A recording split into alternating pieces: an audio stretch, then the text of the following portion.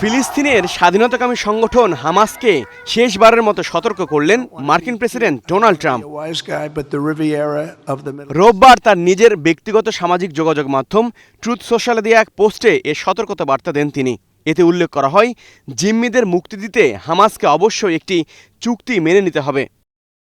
Trump দাবি করেন, Israel তার শর্ত মেনে নিয়েছে, এবার হামাসকেও মানতে হবে। হামাসকে সতর্ক করে মার্কিন প্রেসিডেন্ট বলেন, শর্ত না মানলে এর পরিণতি হবে ভয়াবহ।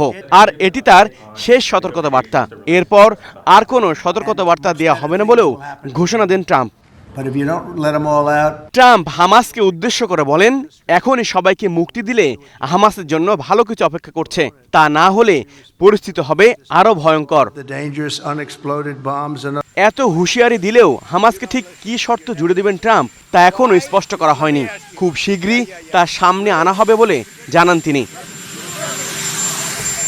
2023 সালের 7 অক্টোবর ইসরায়েলের ভেতরে ভয়াবহ হামলা চালায় হামাস। এ সময় 251 জনকে জিম্মি করে গাজায় নিয়ে আসে তারা। এর মধ্যে 47 জন এখনও গাজায় আছেন বলে ধারণা করা হচ্ছে। গাজার স্বাস্থ্য মন্ত্রণালয়ের তথ্য মতে গেল 2 বছরে এ পর্যন্ত অঞ্চলটিতে 64,000-এর বেশি মানুষকে হত্যা করেছে ইসরায়েল। এর মধ্যে বেশিরভাগই বেসামরিক নাগরিক। HR Rafi, star news.